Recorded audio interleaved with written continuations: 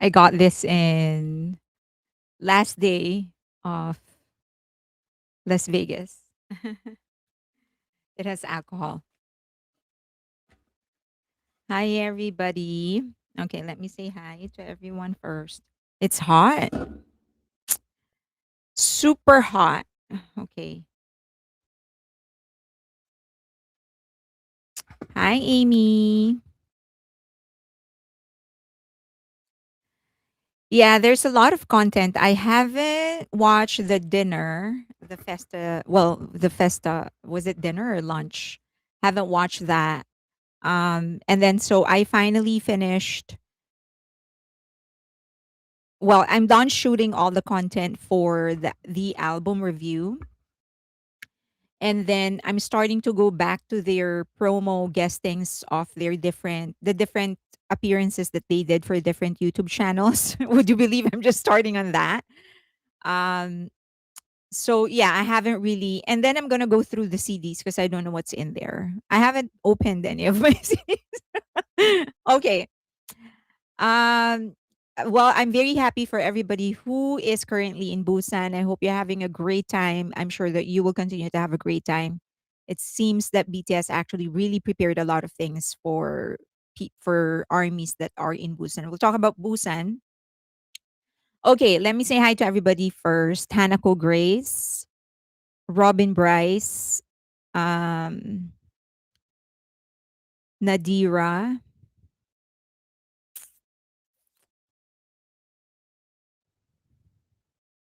Juan, Lisa, Gemini,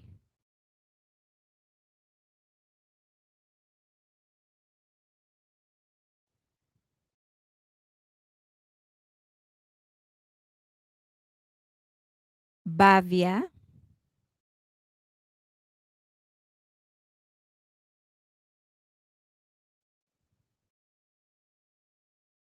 Leia, Jolie, Amy,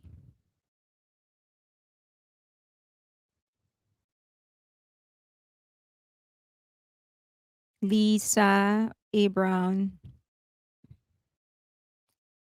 Sarah, Carla Girl, Michelle. Debak is with my mom. He has been abandoning me. Gemini, iCarmi, Nikon Lady, Cindy, Maritz, Pia, Bavia, Carla Girl, Arlene, iCarmi, Abron, Amy C, Cindy, Warren, Robin, Bryce, Maritz, Beatriz, Oraya, Just Me CDV, OSP, okay, Silver Star, Oraya, GG, Letitia, Share Your Love, PZ48128, Beatriz, Dodger Girl, Bang Luna, Leia, Carol Faye, Silky, Hanako Grace, Just Me CDV, Rachel, Nigma Price, Jax, Juveline, Becky Beck, Joyful One, Jennifer Koopman, Cindy Edwards, Oriah Lindsay,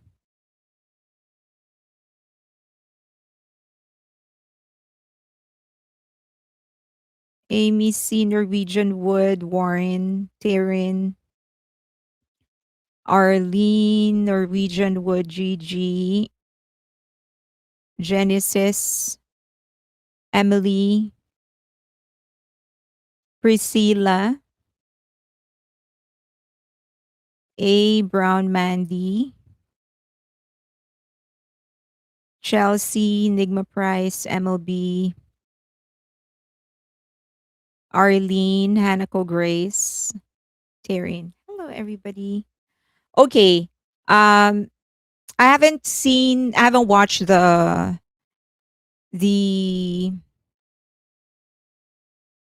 dinner or lunch, whatever it is that they had. I haven't watched that. Um, I have my tickets. I bought tickets for the Busan one, so I'm ready for that. I have both the cinema tickets and I also have my online the Weverse tickets, so I'll be watching live as well. And then what I actually want to endorse to everybody is to make sure that you watch the music video of Iconic by Mistake. Because, oh my God. So last night when it was released, not last night, early this morning, when it was released, it was oh my God, it was so funny. Like, well, you kind of have to know a little bit about their music videos, the music videos of Eyelet and Le Seraphim and Cat's Eye. You kind of have to know a little bit about, their aesthetics. I'm sure that a lot of you already can imagine the kind of hate that they, even if you don't know directly, you kind of have an idea on what kind of hate they went through. Um, and they are still going through to this day. And so there's not a single scene in that music video that does not reference something, either their own music videos, the chatter that you hear online, the behavior of people in online. So you know that they specifically created this music and this song. I actually recorded a reaction video because it was just too epic. So you kind of really so you it this is actually them just being blatantly rage baiting people. This is a rage bait song. So like they did everything that people hated him for. Or at least the claims and whatever. They gave into it. They were just like, "Oh, you hate this? I'm going to keep on doing that." So you have to, and even like the entire music itself, don't go and listen to the song. I don't want to spoil it for everybody who has not listened to it or hasn't watched the video, but I don't want to spoil it for you. So I'm just going to say this, that this is a rage bait song. This is a diss song to, to all of their haters. So don't expect like a creative masterpiece or something that will elevate the music industry or whatever. It's not like that. They created this just because they want to monetize the hate. It feels like, and it does not feel like that actually. They're pretty blatant about it in the music video. They're like, if you're going to hate on us, we're going to make sure that we're going to earn from this. We're going to benefit from this. So people, please, please watch the music video, listen to the song. It's absolutely epic. Just don't expect like a you know a groundbreaking sound or whatever. That's not what it is. It's rage bait. It's monetizing the hate. So it's fun. Yeah, it's exactly that. Like if you're not one of those that are hating on them, it's fun. Like it's something that will make you laugh. It's like, yeah, it's like that is it. Like don't expect like a groundbreaking creative milestone or something. It's just really for those that are hating on them, making sure that they're gonna benefit from the hate and they're going to monetize it. And it's absolutely working. Like if you actually bother to check what's happening on X and how people are um i- responding to it, the haters, it's working. So watch it. Okay. Um I'm not a very big fan of Cat's Island Islet, but I'm just so glad it's not house music. Lol. I'm kind of gotten over how much everyone is doing house music nowadays, and yes, it is iconic. Yeah, it is like don't it's just supposed to be fun. It's a diss song. It was really created so that they could. It was really created so they could monetize the hate. I was wondering what that was. Yeah, it was created so they can monetize the hate and they could benefit from the hate. And it's working. They are benefiting from it. They're gonna earn from it. And I think it's going to go down history as one of the it's a moment. In other words, it's a moment in K-pop, it's a moment in pop, it's a moment um in online discourse. So please make sure that you watch it. Make sure that you watch it several times. um and then yeah, if you want to have fun, you can go and read some of the reactions of the haters online because they're absolutely melting down. It's so cute how they're all melting down. So cute on how they're actually so funny how they're all hating on it. Like they really are. Like Eyelet, the Seraphim, and Cat's Eye are having a moment, and it's the same thing for the haters. I'm not sure if it's not on Spotify yet. I'm not a Spotify user. I usually use Apple Music, but for this one, because I did a reaction video, I watched on YouTube. So I will add it on my playlist for Apple Music later. Okay. Goal for the week is Billboard Hot 100. Oh, I think they're pretty. Yeah, I think they'll make it. Okay, so we have actually four topics to talk about.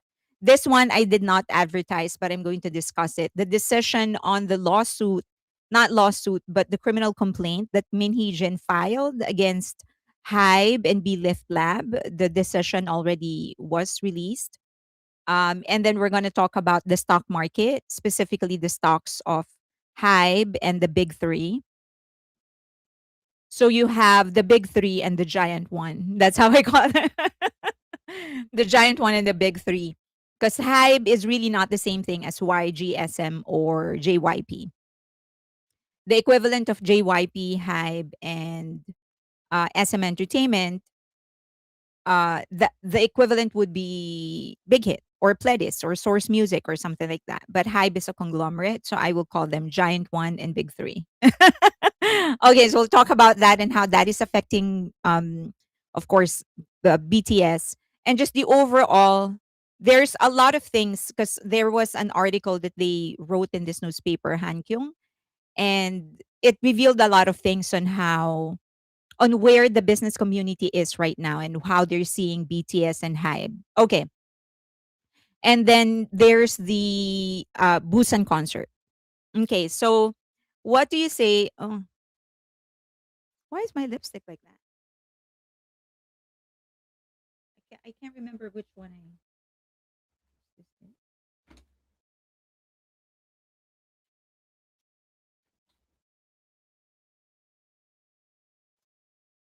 BTS come back on Netflix. Oh yeah, they submitted it for Emmy.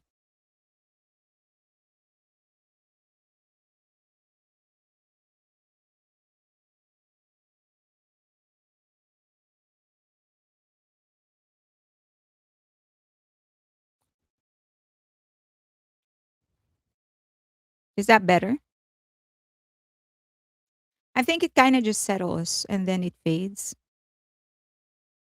How's that?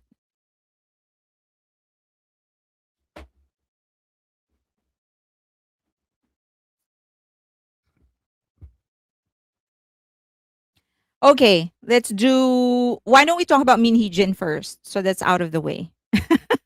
And then we'll talk about Busan and then we'll talk about stock market. Okay? All right. I don't see anybody objecting. So I'll go with that. Boo Busan. Okay, I have some things to say about that. Okay. Festa, I put the pictures last Monday of the Festa. Yeah. Nice color. Okay. It is.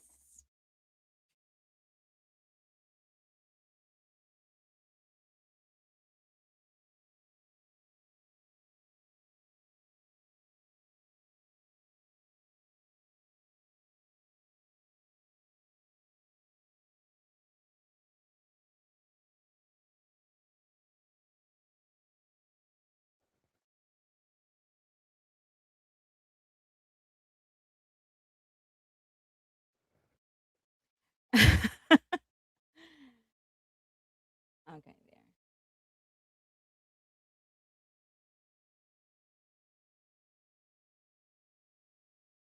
Okay. I'll get the number later. I'll get the number later. Okay.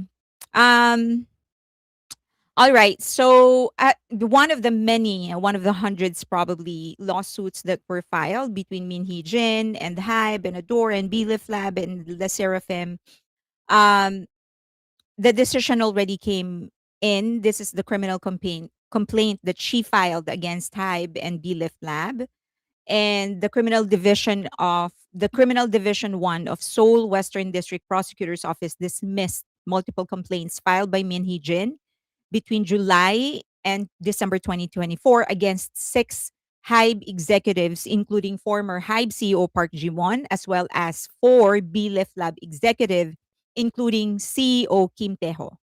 So the prosecutor's office was the one who dismissed it, meaning they decided not to indict it, not to indict anybody from HYBE or BLIF Lab. So it didn't reach the court. The prosecutor's office decided not to indict it. So after the police investigation, it went to the prosecutor's office, meaning the police actually recommended to the prosecutor's office to indict HYBE, and the prosecutor's office decided, nah, not happening. Okay. All right. So what was the details of the case? So they said the prosecutor's office said that the shamanistic management, because one of the complaints that she filed against HYBE is defamation for labeling her as someone who uses shaman to manage her company. Okay.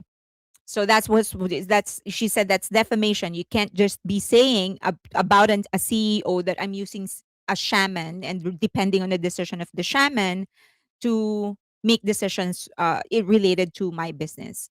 So Min, according to HYBE, April 2024, on April 2024, Min said that HYBE released a statement saying that Min consulted a female shaman regarding major Adore management decisions, and Adore executives discussed terminating Nugent's contracts and separating from HYBE. That's the release of HYBE in April 2024.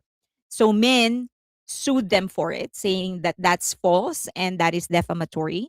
However, prosecutors determined that while the phrase shamanistic management may have been exaggerated expression, the underlying claims were not false.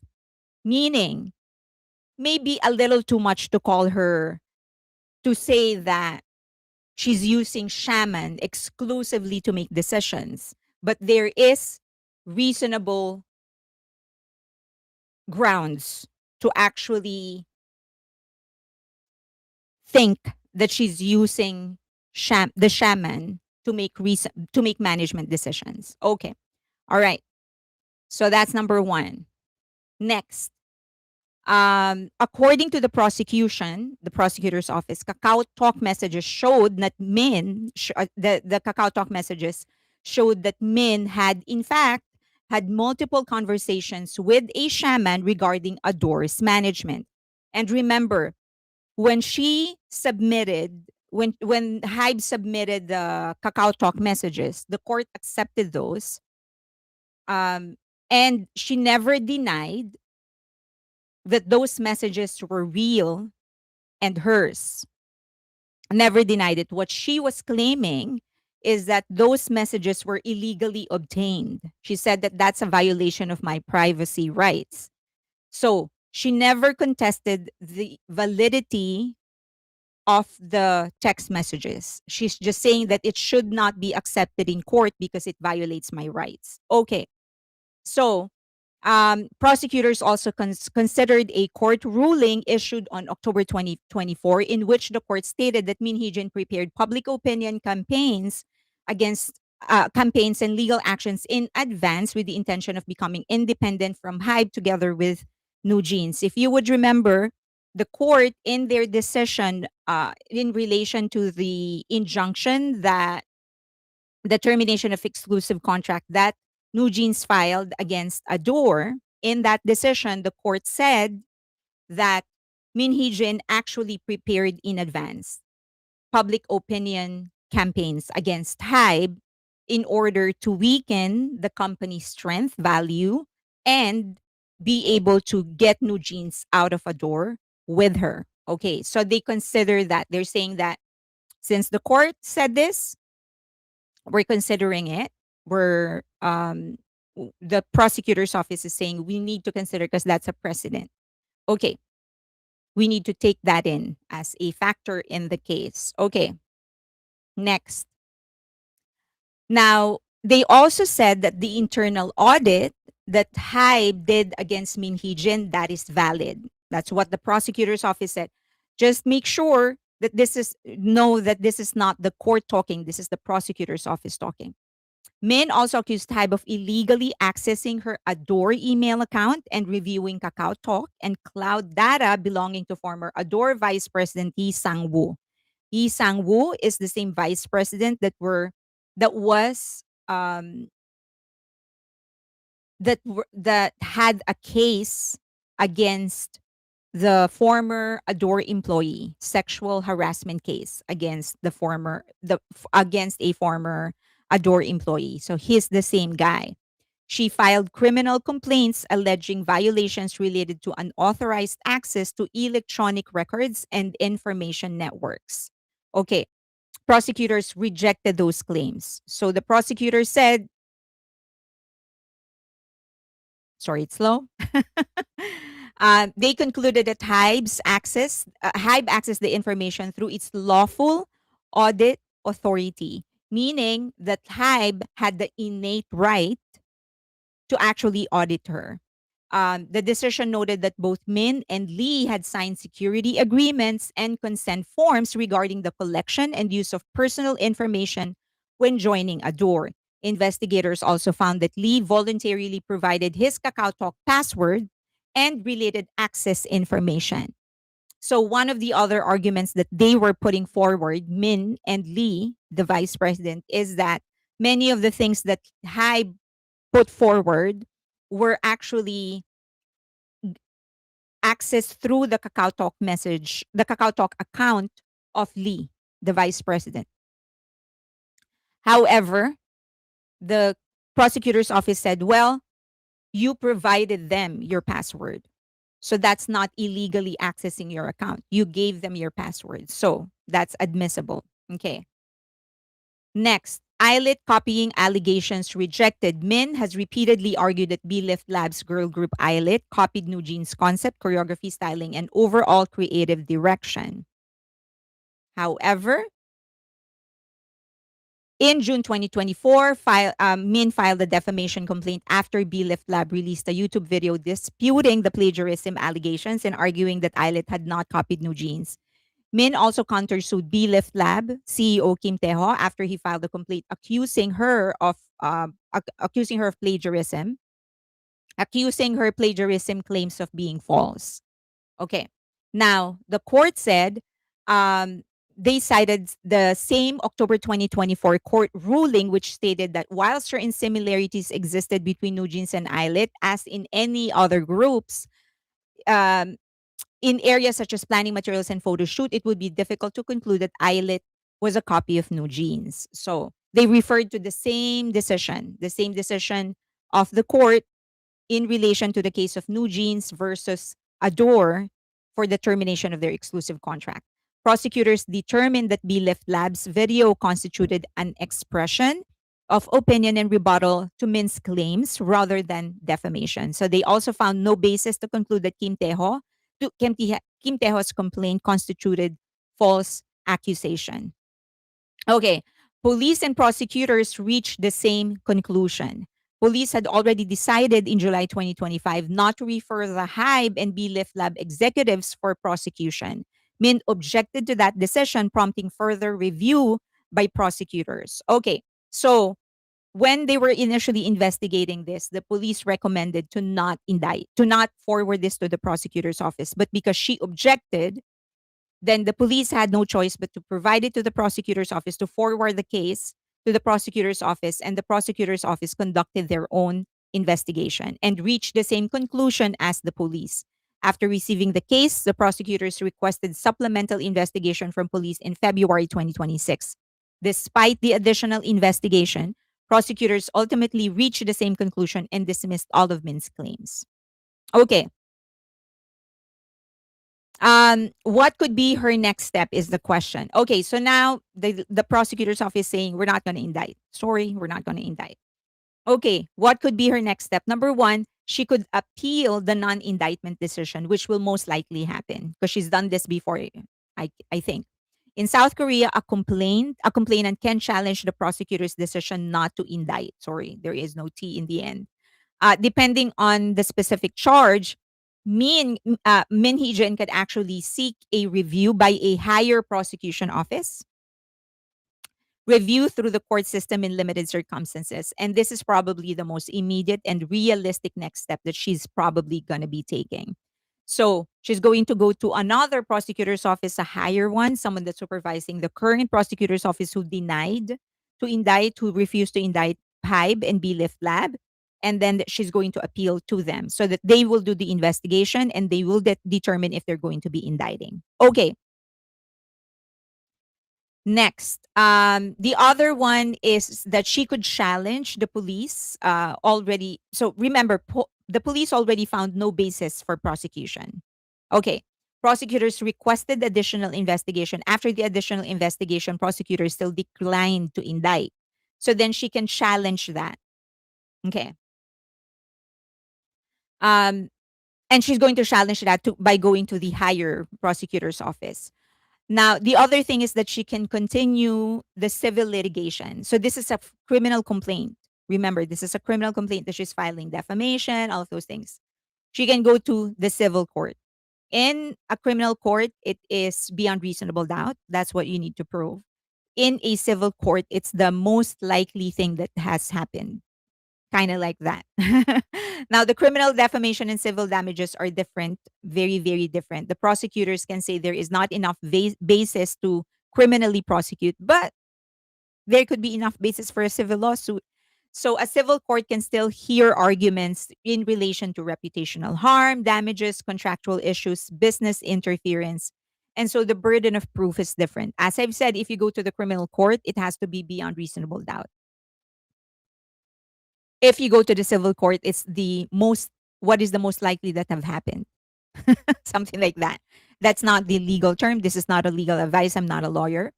So this is a journalistic point of view. If you're going, don't treat this as a legal advice. Okay.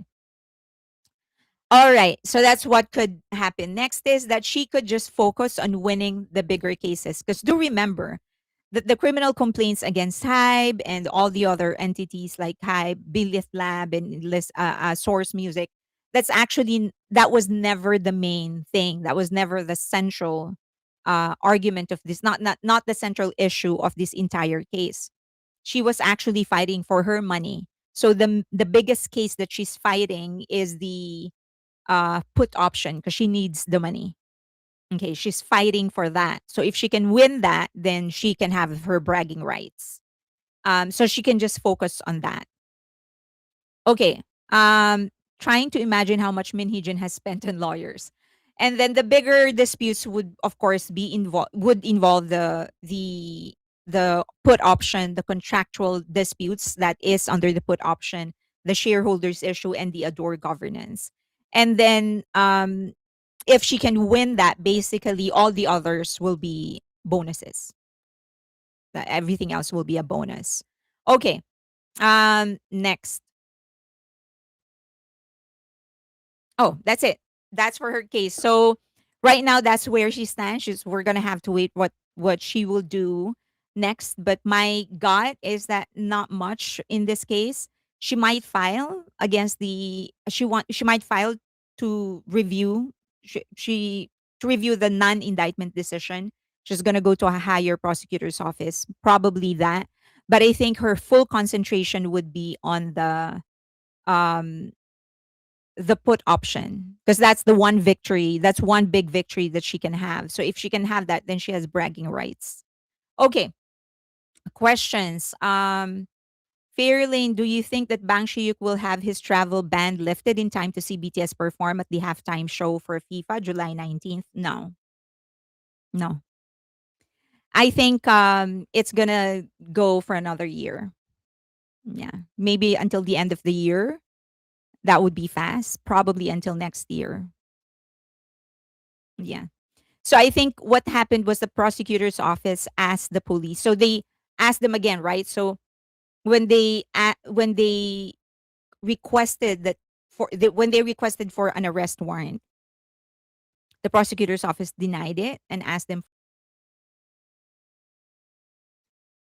So I think I got disconnected. So I don't know. I might have frozen or something. Let me know if you're not hearing me, or well, let me know if you're still hearing me. Okay, but I saw that I got disconnected. So the prosecutor's office, the police asked for, um, they asked for the arrest warrant. The prosecutor's office denied that and said, we need further investigation, which is kind of similar to what happened here. The prosecutor's office asked for additional investigation. And then the police actually did not do the additional investigation. They just asked them again. And so the prosecutor's office denied it again, saying, well, we asked you to do the investigation and you didn't. So the prosecutor's office said, you're going to have to do what we're asking you to do. So now, in the last press conference that the police actually did, they mentioned that they're fulfilling the additional investigation that the prosecutor's office requested them to do. But if there's anything that we've learned from this case is that just because they ask for additional investigation does not mean that they will indict. so so let's see what's going to happen. But I think they're going to drag this on for as long as they can, probably until the next president is in office, if they can, because that means that they can save face. So what will happen is if they do a reshuffling of people, remove the people that are currently investigating the case, transfer them to somewhere else, then whoever is going to be taking the place of that of the investigators can just say that, we've reviewed the case and this is not going anywhere, or that it's going to be the responsibility of the new batch of officers handling it. So I think they're going to drag it on for as long as they can. Okay. Um he is caught between the police and the prosecutors pissing contest. I always thank God I don't have many lawsuits as MHJ. Whether or not she continues with this depends upon whether or not she has a reporter who will amplify the circus for her. HYBE is still in Korea, so I don't see the point of banning him.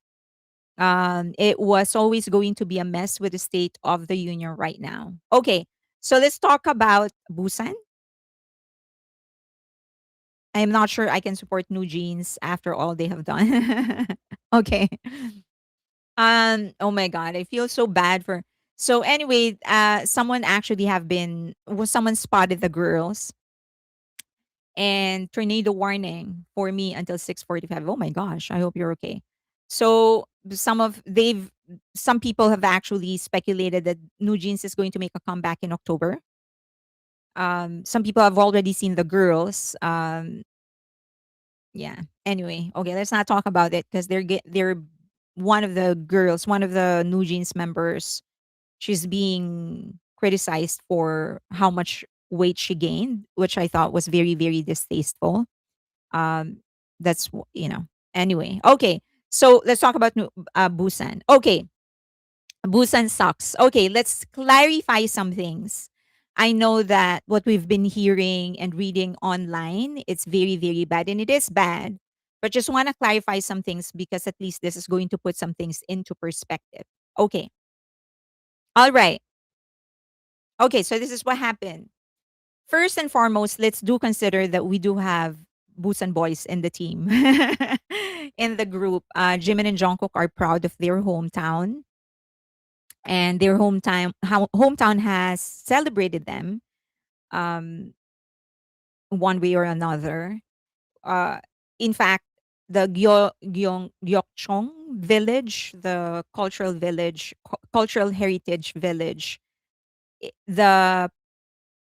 the mural of Jungkook and Jimin in there is probably the only. I think this is the only mural that I know of the members that were actually officially recognized by Big Hit. Another thing is that they have ties to their hometown. So let's be a little gentle because this must hurt them, right? I mean, um, I'm just trying to imagine it. And if I put my place in their shoes and this is the Philippines, no matter, and it's the Philippines doing that to me, this is just, um, I imagine that if it's the Philippines doing this to me, what Busan is doing to me, and if I have my supporters saying all of those bad things about my hometown, it would hurt. So I just want to, you know, let's be a little bit more compassionate because it's their hometown. Now, just a little, by the way, one of you I've met, I can't say her name because I forgot to ask for her permission. But anyway, one of you is she's Korean. She's Korea. She was born and raised in Korea, but she's been in the US for like, I don't know, 20 years. And so I was talking with her about BTS. And one of the things that she said is that Jungkook has a thicker Busan accent than Jimin. Isn't that odd? So she said, no, he's very like the Busan accent in Jungkook is very pronounced, way more pronounced than Jimin. And then she also said that among the boys, they constantly tease RM for his accent because he has this. It's like unrecognizable. So like it's not Ilsan. It's kind of like, so they call it the Namturi. The Saturi is the accent, right? The hometown accent, the dialect. And then but his is kind of, it's very different. It's like a mixture of whatever. So according to her, of course we don't catch this, not usually at least, but according to her, the boys constantly tease RM of Namturi. Of having a Namturi because it's the accent is distinctly his. Isn't that cute? And then for Jungkook, it's very like his Busan accent is very thick, which I never like. I was like, I would think because he moved to Seoul much earlier, like when he was 13 or 14. I thought that he would adopt the Seoul accent more than Jimin. But according to that member, she said, no, it's actually our Jungkook with a thicker Busan accent. Anyway, so just want I hope we're conscious of that when we're saying things about their hometown because we all know how proud they are of being Koreans. They love their country, they love their identity, they love their culture, and of course they love their hometown. So I'm not saying that we should not criticize. I am all for free speech and I think people should be held accountable, but I think we can do it in a much more educated way, much more sophisticated way. Educated way is I misspoke. That is not what I meant. I meant in a much more sophisticated way. Right. Okay. Okay. So, okay. Just relax a little bit. Okay. So, critics argue that despite the massive event being announced, this is the actually crux of the matter. This is the crux of the matter. That, and this is where the conflict all began. That Busan actually just started preparing for BTS several weeks before the event, specifically in June, despite the fact that this event was scheduled last year. So the permit, BTS and Big Hit actually already secured the permit last year, a full year before today. And yet Busan has not done anything to prepare for this massive event. And so the point is that everybody in Busan is aware of the impact that this is going to create for Busan and also for their lives for the next, I don't know, 2 weeks. Everyone is in the know. They know and they appreciate it. And they are aware of the impact, they're aware of everything. But what everyone is concerned about and what everyone is complaining is that the local government, the city government, the provincial government did not do anything until June. So many of the people in Busan are complaining that now you're dumping everything on us in the last 2 weeks just because you did not prepare earlier. That is the main complaint. Okay? All right. Now, no one is denying, not the union, not the citizens of Busan, no one is denying of the impact it's going to create. No one is denying that this is a massive thing for Busan. No one is denying that BTS is going to certainly help Busan.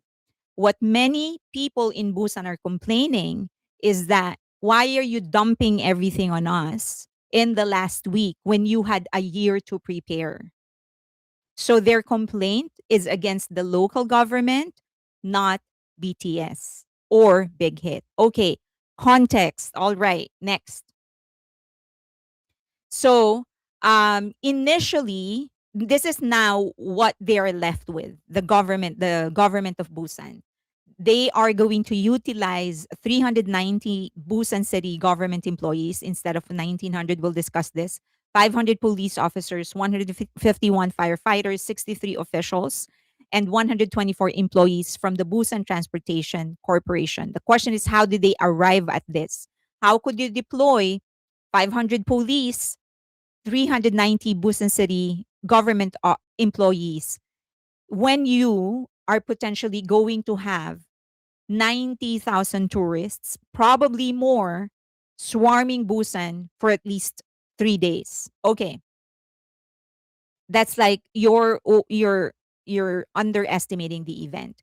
So Busan City, this is what I was talking about. Although BTS full group concert was announced back in January, but the permit was secured back in the June of last year, Busan City did not begin recruiting approximately 900 city employees to assist with the event until June 5 of 2026. So remember, at some point the stadium already know that something is that BTS is going to be performing there. They already know June of last year. So it's reasonable to say that the city government already knew about it, but they did not prepare 2025. They prepared 2026 June. Okay. So just 1 week of preparation. All right. Now city officials argue that HYBE, this is the city officials arguing that HYBE only submitted its final event disaster management plan at the end of May, leaving little time to finalize related safety measure. So they're pushing the blame on HYBE, stating that, well, we were waiting for their disaster management plan. So we didn't do anything until we got their disaster management plan. Okay, now critics are saying that, oh, well, HYBE is responsible for the disaster management plan in the venue and maybe surrounding streets of the venue. But the crowd control and traffic management outside the venue fall under the jurisdiction of the local government, which raises the question about why Busan did not prepare its external safety measure earlier. Because regardless of what's going to happen in the venue, you know what's going to happen outside. You know that people are going to be checking in, they're going to be traveling, they're going to be checking different places. BTS and Big Hit has already secured a permit for their Busan the City, their BTS the City program. So they have different locations in Busan that they are recommending armies to go. So all of those permits were already coordinated. You already know all about that. So why did you not do anything? Is the question. Okay, next. The city also faced criticism over allegations that public employees were being compelled to participate. So, in other words, even when the department that they work in aren't really involved in disaster management, in traffic management, they're being utilized. Why? Because the city did not prepare in advance. So, in the city's thinking, because we're late, well, let's just go in to compel all government employees because they're employees of the government anyway. So, let's utilize them. So, Busan announced plans to mobilize 900 city employees. The move sparked internal backlash with the Public Workers Union. So, this is the main thing that a lot of people are talking about. Like, why did the union object to utilizing city employees when they know that the city is going to need them? Okay, so here's what happened. The union representatives met with the city deputy mayor to protest the decision. So that part is true. The union the union representatives met with the deputy mayor saying that you can't do this. You can't just require all the employees of the government in Busan to participate in disaster management because they don't have any kind of training, because it's not right to do this. They're not under disaster management. They're city employees. Why are you requiring them? Okay. So this is the article that this is what the union actually published. Okay. So this is the union's stance. This is their demand, that the demand that they forwarded to the city government. Okay. All right. So in here, this is the professionally translated text of their complaint. So they're saying that withdraw the forced deployment of personnel for a private concert. The Busan Government Employees Union and its 5,000 members expressed strong regret and opposition regarding the unilateral decision to forcibly mobilize public employees for the BTS World Tour concert. As reflected in the result of the ninth local elections, Busan has identified new growth initiatives, fairness and transparent municipal governance as top priorities. At a time when city officials should be recognized as partners in city administration and progress, the city government has instead sparked strong backlash by deciding without prior consultation to forcibly mobilize personnel just 1 week before the event under the justification of city management. Okay. So 1 week is what they're saying. You required everybody to work just 1 week. So their demand is, number one, immediately withdraw the forced deployment of personnel for private concert and recognize and respect Busan city employees as partners in city administration. Okay. So the progress is that the government decided to retract requiring all the employees. So they said that, okay, we're not going to require the city employees anymore. Instead, um, okay, just wanted to make it clear for the US audience. So the controversy is not about BTS themselves. The union's complaint is really centered on the fact that you're doing all of this a week before the event. You told us that you're going to require us all to work a week before the event. Okay. And did not give us a choice. The event is for private and for profit concert. Employees were allegedly informed of the deployment with little to no um, notice in advance. Okay. And then, so here is the update on what actually happened. So the city government retracted um, the requirement. So they said, okay, just because you don't have to work anymore. They told the city government of employees, you don't have to work anymore. And we're going to negotiate how we're going to do this. So the union issued a public statement saying, okay, they're going to retract their initial requirement of all employees actually working. Okay. And then they also said that instead of requiring the employees to work, the union executives will be the ones to work. So they're telling the city, if you cannot hire someone else and you still need more employees, it will be the executives, the union executives, not the union members, not ordinary employees that will be working. Okay. That's what the union is saying.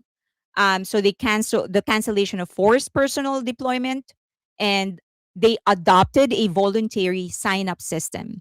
So instead of requiring employees, the city government said whoever is willing to do this, then enlist. Okay. And then if staffing shortage occur, all city labor union executives would participate in the event. Okay. So instead of so that's the agreement. They cancel the forced mobilization of 900 plus government employees, union leadership participation, and enhanced support measure. Now, so as a result, the city government said we're going to provide the same kind of support that we provide other events like the Busan's large scale fireworks festival. So whatever we do for an event like that, we're going to do for BTS or for the BTS event is what they said. No more, no less. Okay.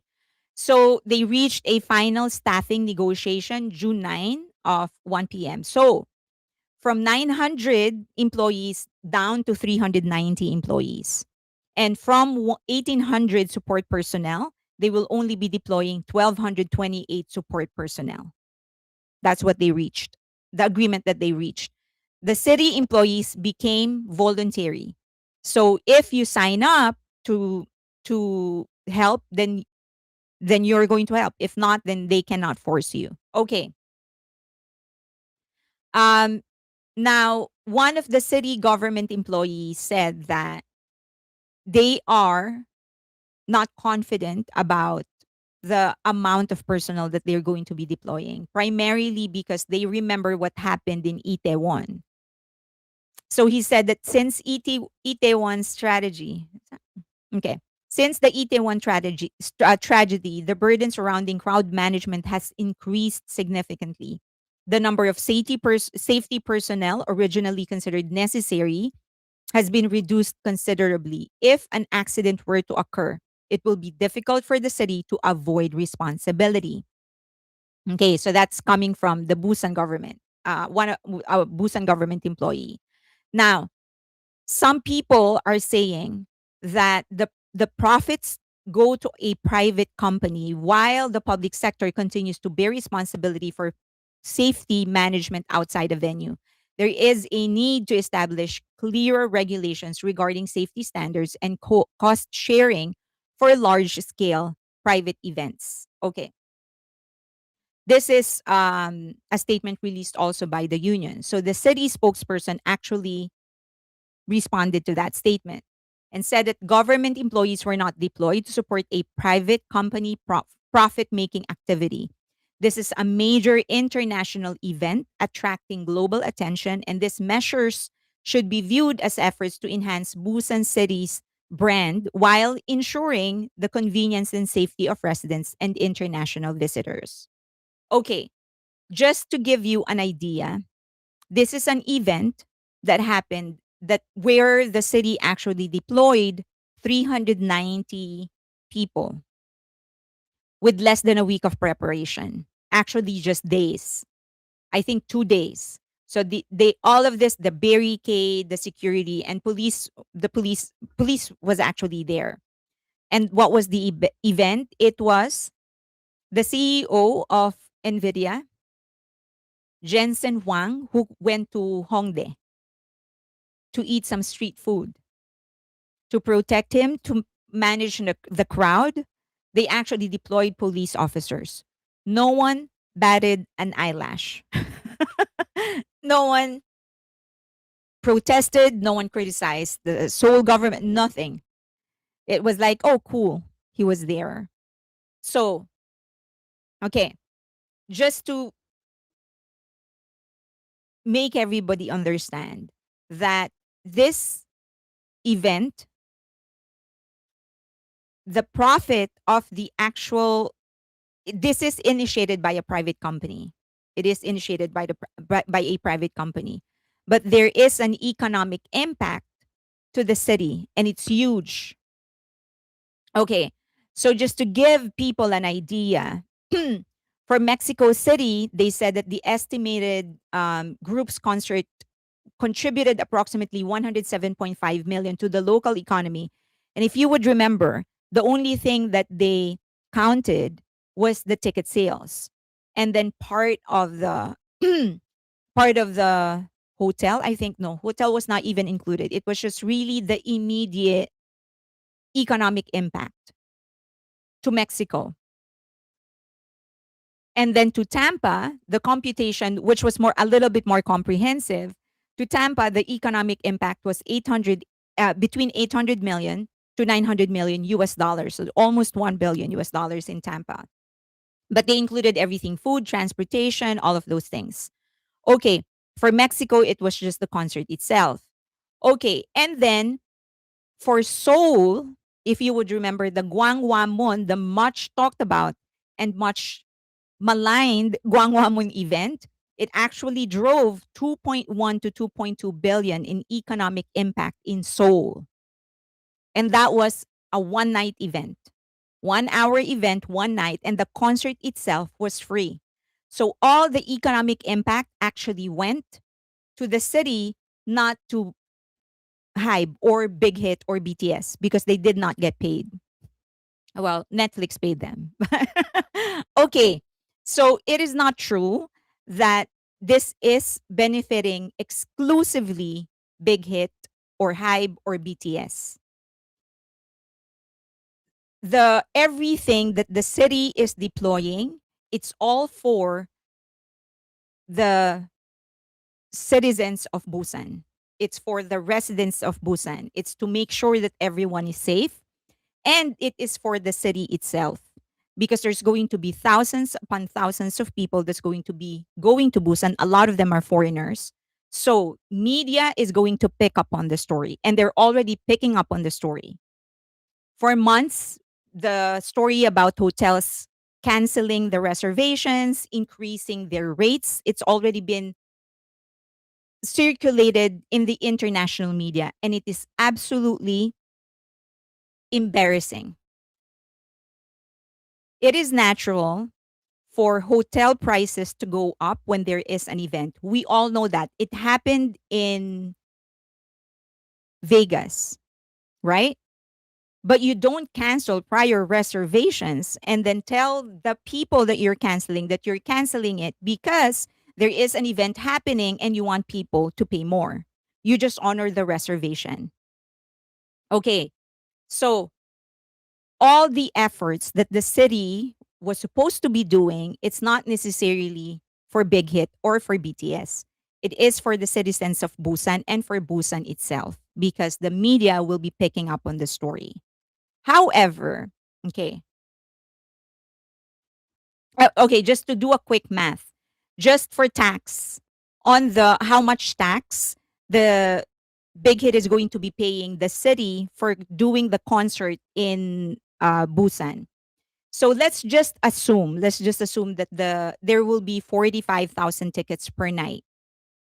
And let's do a conservative estimate, 150,000 Korean won, and then tax will be 15,000 Korean won. That would amount to 1 million just on tax on tickets itself. 1 million US dollars or 1,350,000,000 Korean won.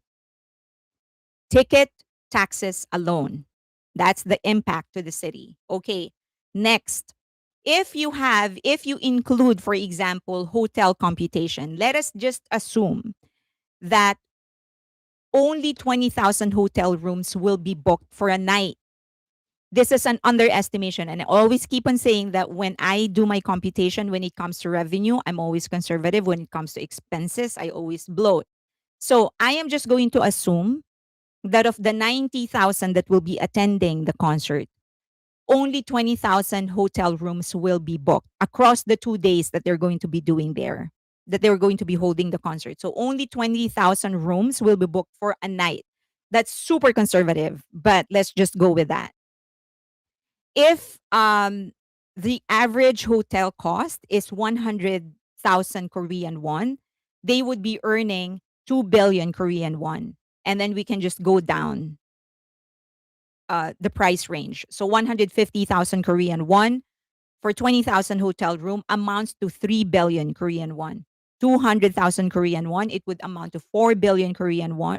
And then if it is 250,000 US dollar, 250,000 Korean won, they would earn 5 billion Korean won. And if it is 300,000 Korean won, they would earn 6 billion Korean won. And that means if we're just going to be going for the mid range, the middle of this range that we did, 200,000 Korean won, that would then amount to 3 million US dollars for 20,000 hotel rooms booked for a night.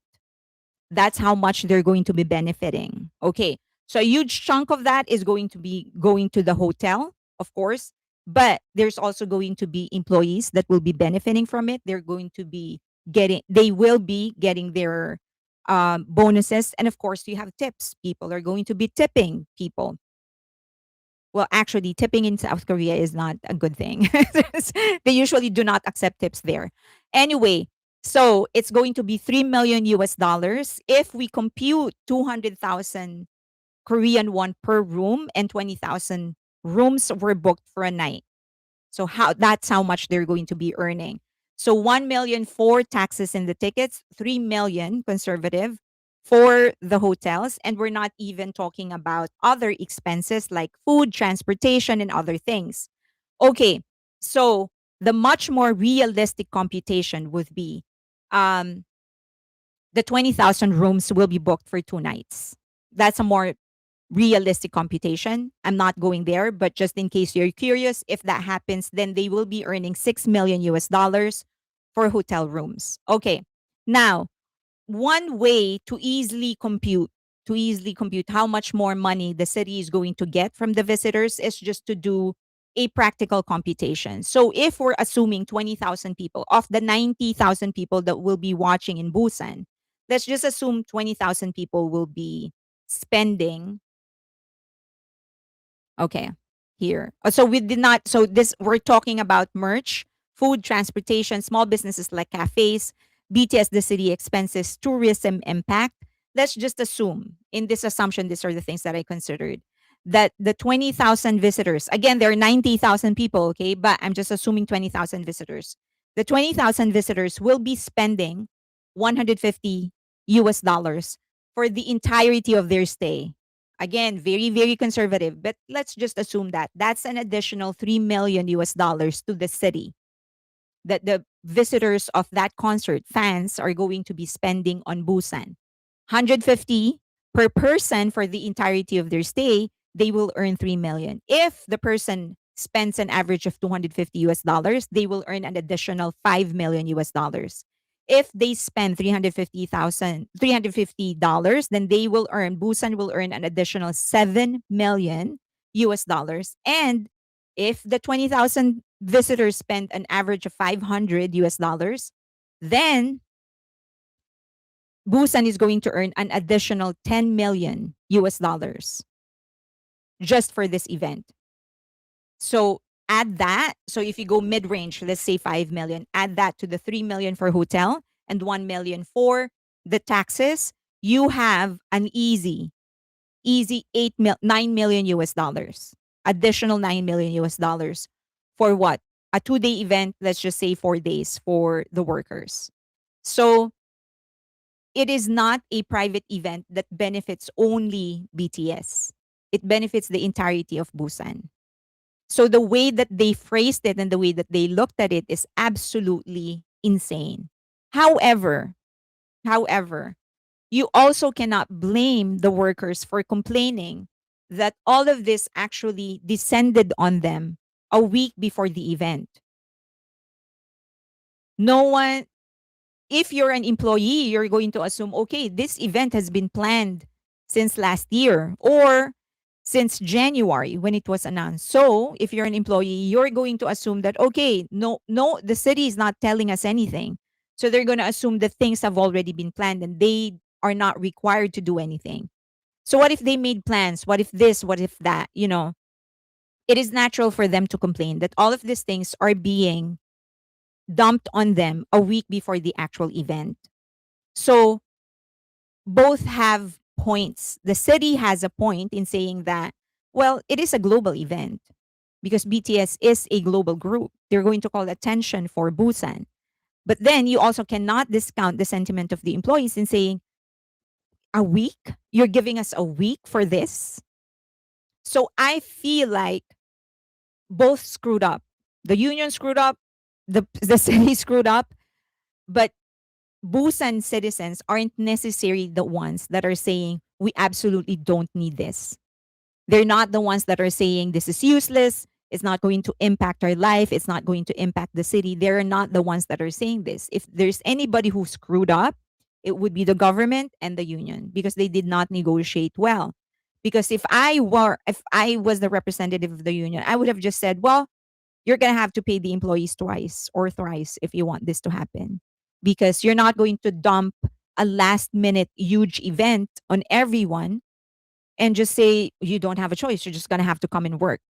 I mean, come on, right? People have lives. So if I were the union, I would have just said, you're going to have to pay them 3 times. We appreciate and we recognize the importance of this event, but you're going to have to compensate people the right way. If you're utilizing people the last minute, then pay them accordingly. I felt like, but again, there's so many things we don't know. And it's always easier for us to say some things, right? It's easier. It's talk is cheap. But I just feel like it should have been the way that you go to the negotiation table with a solution, not with an absolution. So, um, okay, I don't blame the workers at all. I don't feel the city took the planning seriously. Not planning causes the problems. Yeah, that was really the main point of all of this. That was where they actually where the problem actually really began, when it was just dumped on them the last minute. But I just feel like, just saying that, no, you cannot do that, is kind of like, come on now, right? You also have to a certain degree be realistic. So someone screwed up. Screwing up another time, two wrongs won't make it right, won't make one right. So I felt like if had it been me, I would go to the negotiation table and say, all right, we recognize that you screwed up. So we're going to work with you because we know and appreciate the importance of this event, but pay the employees accordingly. Okay. Um, Moral of the story: government on every level is incompetent. No, trying to say the workers are right. No, they are the wrong in one sense. Where they blame the artist and agency for something that their boss or government mistake. I'm trying to understand what you're trying to say. Okay. You made okay. So honestly, I think that's what some Koreans are fed up of. We, the foreign army, see how much money BTS brings, but how is that changing their lives? Or is it the government just playing around? Fair enough. The government workers are not the folks for the job. I have never heard of that happening for an event before. So we don't know what kind of management. So what was what the response of the city government when they were criticized for not planning sooner, is that HYBE apparently submitted, or Big Hit submitted their disaster management plan late. And so they said, since they submitted their disaster management plan late, then we made our plans late. I mean, that's the epitome of incompetence when you're in the government. That's absolutely nuts.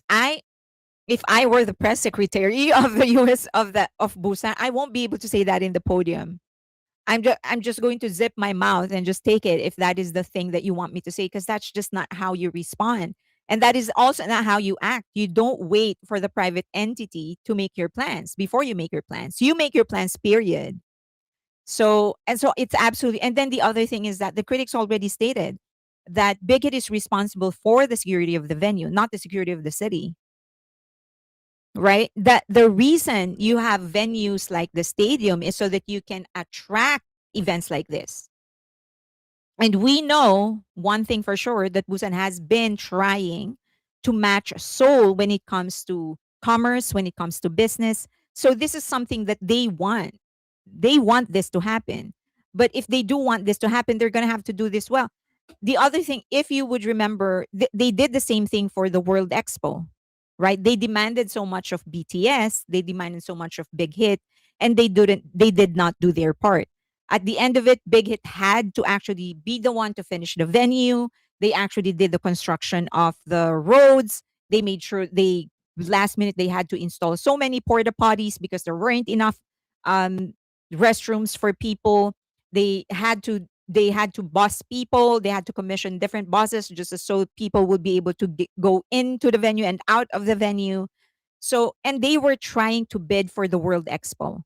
You want the World Expo in your city, and you don't have the real resources and the capacity to actually run it. So they did it again to BTS the next time, this time. But I hope that's kind of a little bit more balanced in your view, because a lot of the blame went to the union because the employees did all of these things. Sure, yeah, yes, absolutely, they protested it. They did not want to be mandated to go to do this work. But Also, the city should not have required them a week before the event. All of this was just all messed up. Everyone did not, in my opinion, and it's easy, again, it's always easier for us to speculate and to provide our own opinion. We're not on the ground. I feel like everyone screwed up. No one entity did. Everyone screwed up. The government, the union, Okay. Um Still, let's just hope nothing bad happens. We know that who will be blamed and won't be the government. Yeah. Yeah. And then the other thing, as I've said, I was initially saying in the slides is that let's be a little bit more sensitive because this is the hometown of Jimin and Jungkook, right? They love their city, and in all fairness to the city, they do love these boys. They're very proud of them. Uh, you this is if you ever get a chance to go to Busan, this is their city. This is their city. There are many other idols that came from Busan, but no one has been they have not been as loud as they are with for these other idols as they are with Jimin and Jungkook. So the mere fact that you have that mural there in their cultural heritage center, which is a big tourist spot and it really represents Busan. That's that cultural center. For them to have a mural there really speaks of how much they value this too. So I hope we're a little bit more.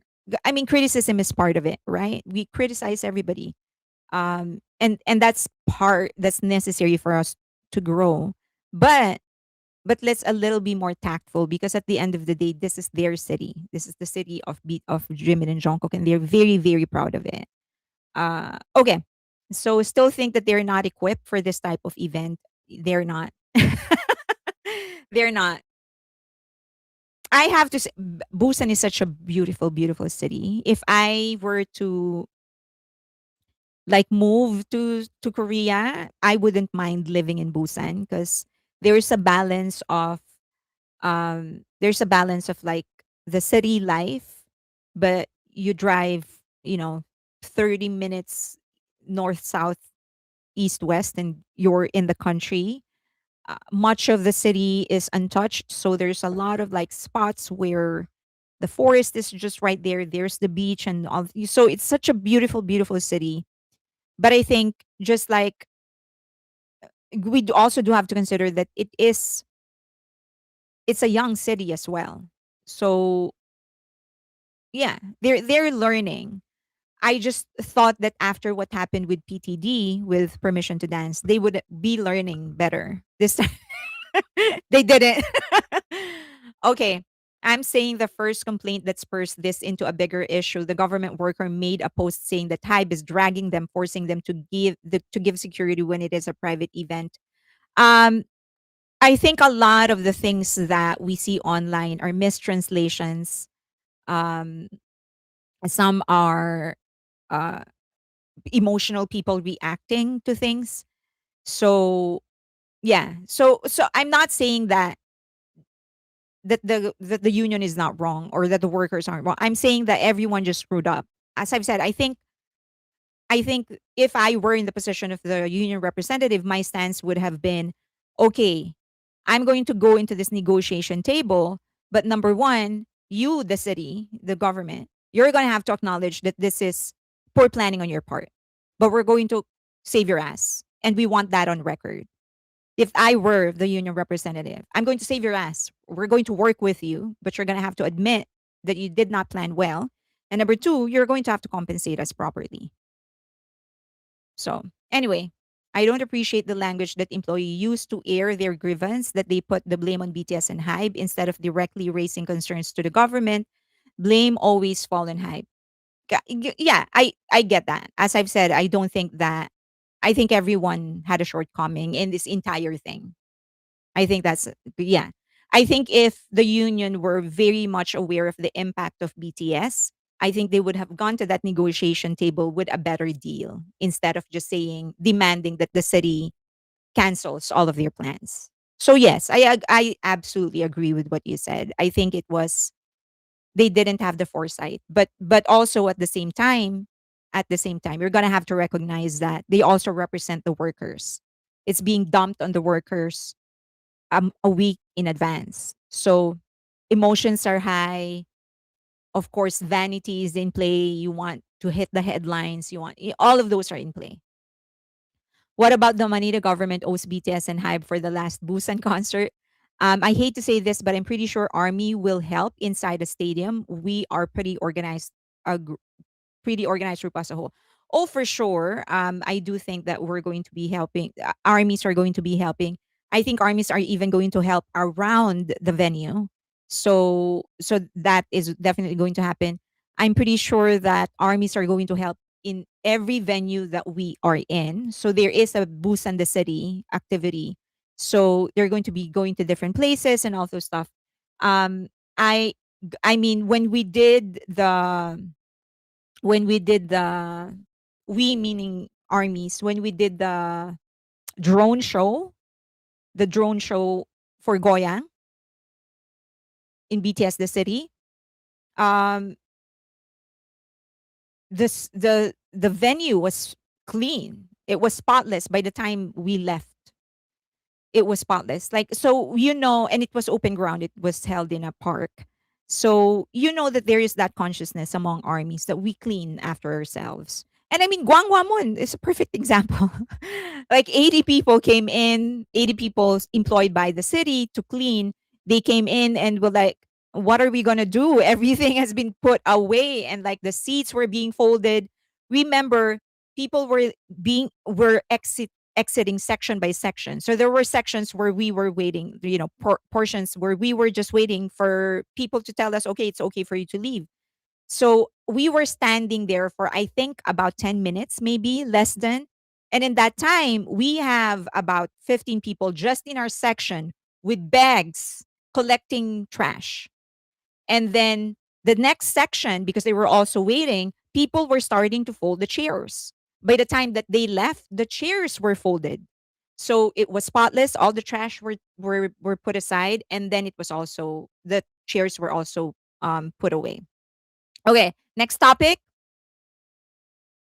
Fairyline, are you going to Busan again? I am not going to Busan. What happened to the moderator? What moderator?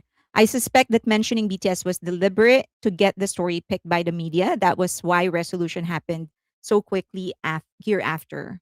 Abram, y- oh, okay. You're having a discussion. Okay. Um, what is the argument?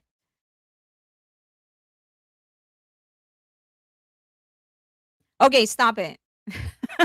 I don't know what's happening. I don't know what's happening, but can you concentrate on me? Can you concentrate on me first? Okay, with what I'm about to report next. Let me see what else I have here. Okay, so this was actually funny. Concentrate on me. Concentrate on me with what I'm saying. Okay, let's continue. There was actually one post by an army saying that because she's so angry, she's just going to make sure that she will be eating all of her meals in Z Millennial.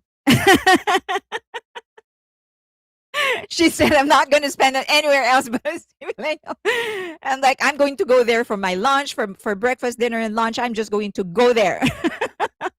So just in case, okay, concentrate on me. Okay. So so that was just so funny. But anyway, you can go to, if anyone is going to go to Busan, please make sure that you visit Z Millennial.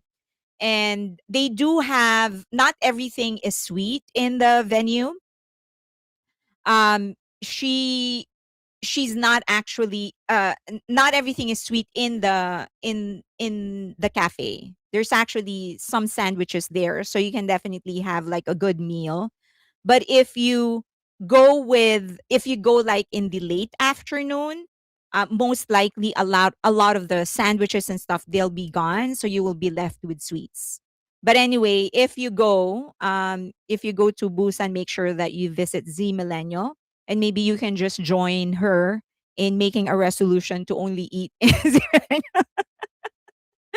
Okay. So that was just a funny post for her. I don't know if she's serious, but it was just a funny post.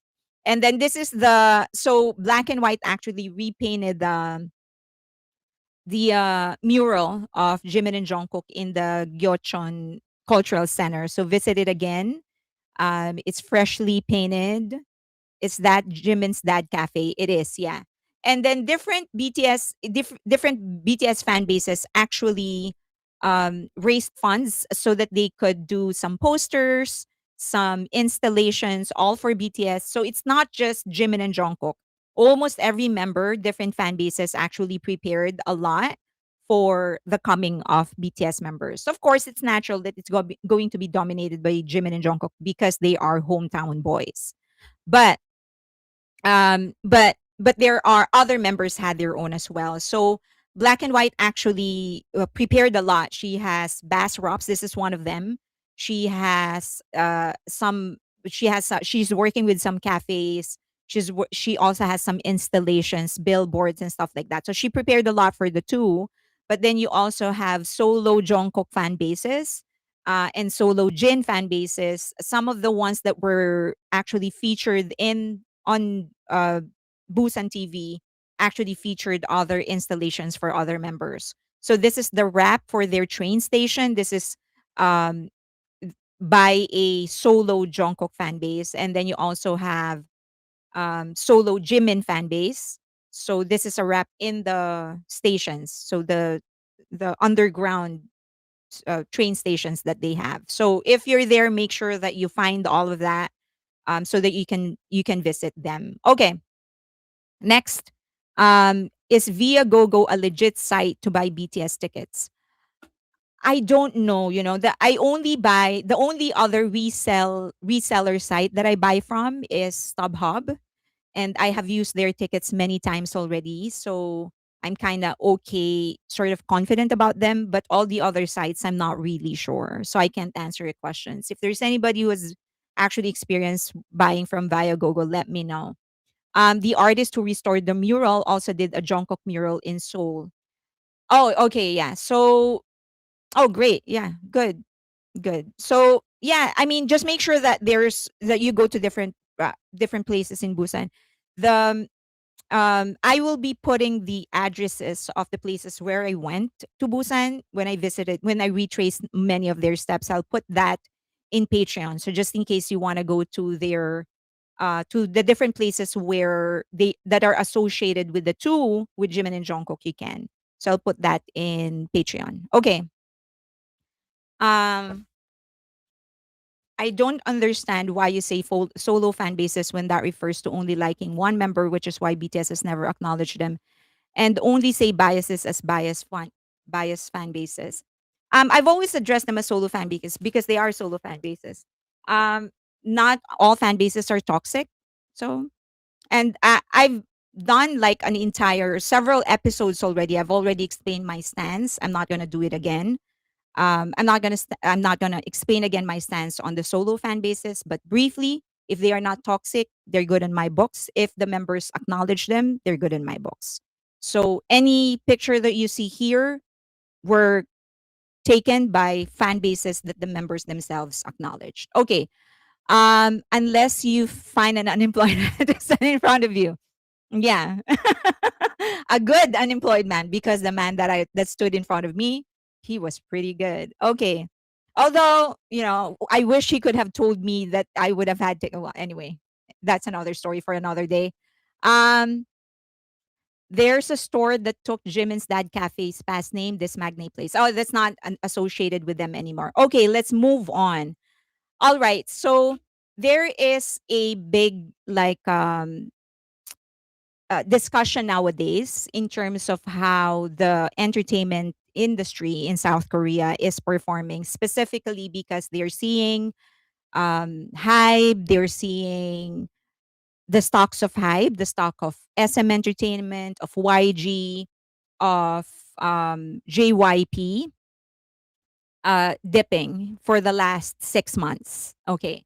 So a lot of people are suddenly coming out, a lot of analysts, and of course, haters are coming out with their own theories as to why the stocks are actually plunging. Okay. So there is an interesting article that was published in Hangkyung um, Hankyong, Hankyong, okay, Hankyong newspaper in South Korea, and they actually talked about the health of the entertainment industry, and they started, interestingly enough, by talking about the big three and the giant one, saying that these four companies, HYBE, SM Entertainment, JYP, and YG, actually account for roughly 53% of the industry's market share. Okay. So just to clarify, there are hundreds upon hundreds of entertainment companies in South Korea, but 53% of the market share, they're all coming from HYBE, SMJYP, and YG. Okay. So that's how big the four companies are. So that's the point of the article. And so after all of the successes, so they talked about like the many commercial successes of different groups penetrating the Western industry. Supposedly, they're saying that it is um, it is now inevitable for South Korea to seriously consider the entertainment industry as a an important component of their economy.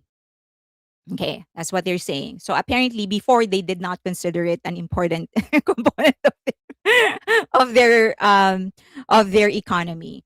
But here, they're specifically talking about the music industry, specifically the idol industry. So they're saying that the numbers reveal an important reality. K-pop is no longer simply a business driven by passion and fandom. There's actually a bigger financial um, a bigger industry behind it, which involves capital markets, investment strategies, and financial management. Okay, how much of that 53% belongs to? Um, it was actually very interesting when I was reading the article. I was like, because they would usually mention the income of the other three and not mention the income of of Hive. It's like, okay. Anyway, bigger picture. Okay, so Hive reported a record of 2025% revenue of 2.65 trillion, which is 1.93 billion US dollars. SM Entertainment 134 million US dollars, and then JYP 113 million US dollars, and then YG 92 million US dollars.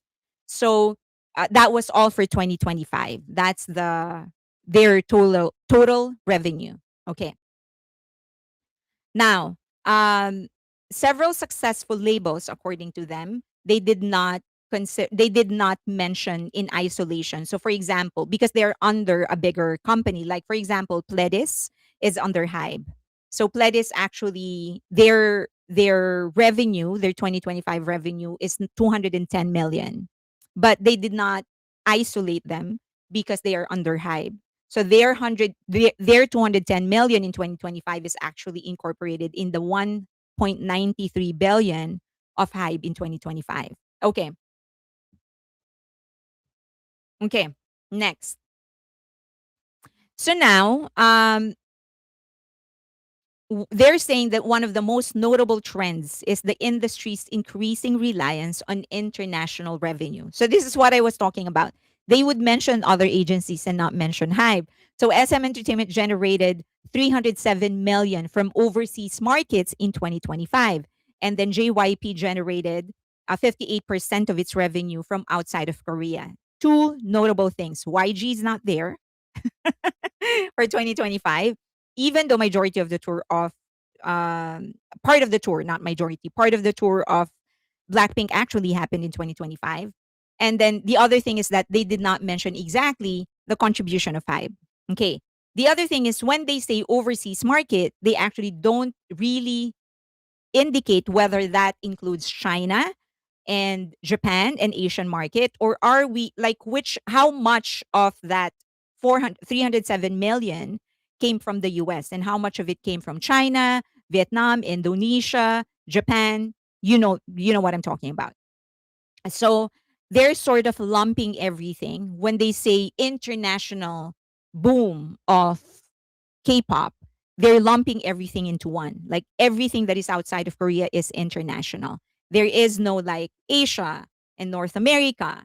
So if you're trying to come up with your analysis, it's kind of inadequate because you don't know specifically which of these earnings are just sustenance, meaning we SM, specifically BOA and TVXQ, were the two entities. They were the two acts that broke the Japanese market for K-pop, and we have to give them their flowers because that's they were the ones.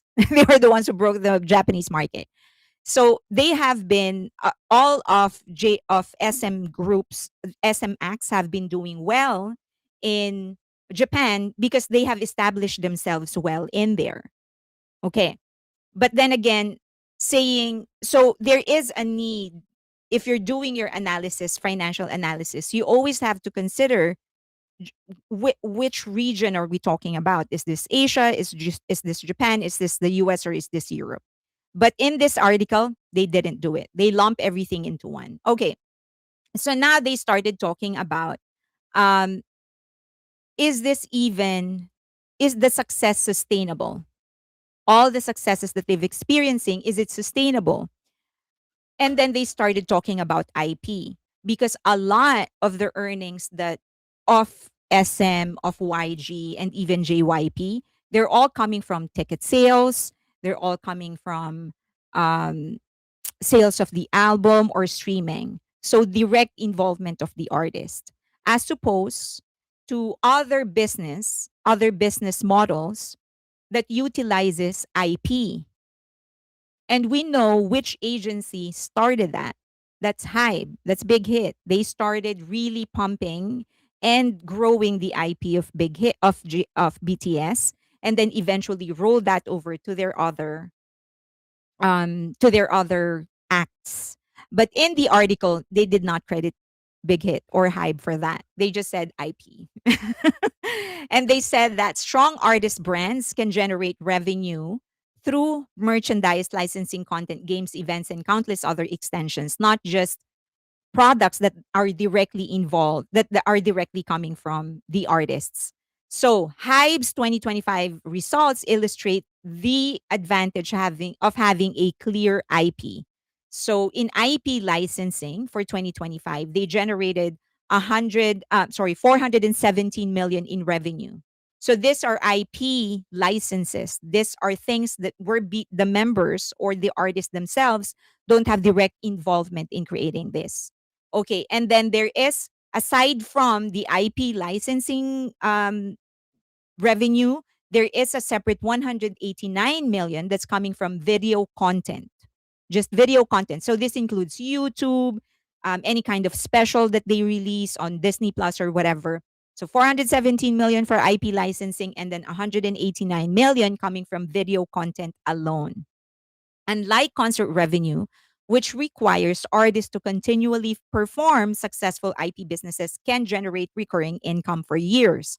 So now the article is emphasizing there is an importance for us to look into the business models of these agencies beyond the concerts and the albums and the streaming, because pumping IP, because concentrating on IP, that would be scalable. You can create one IP or subset of an IP, because your IP is your artist, actually. Just want to make that clear. The IP is the artist, right? That's your intellectual property is the artist.